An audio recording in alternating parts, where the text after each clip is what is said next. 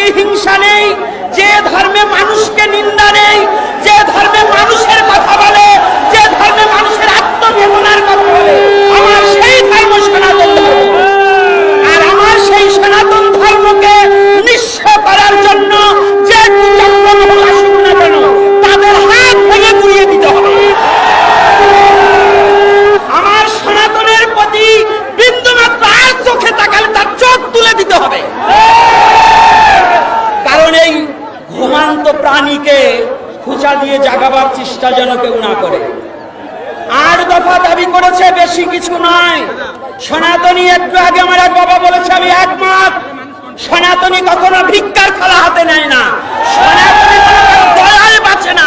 সনাতনী যুদ্ধ করে বাঁচতে শিখতে হবে, যুদ্ধ করে বাঁচতে শিখতে হবে। সনাতনী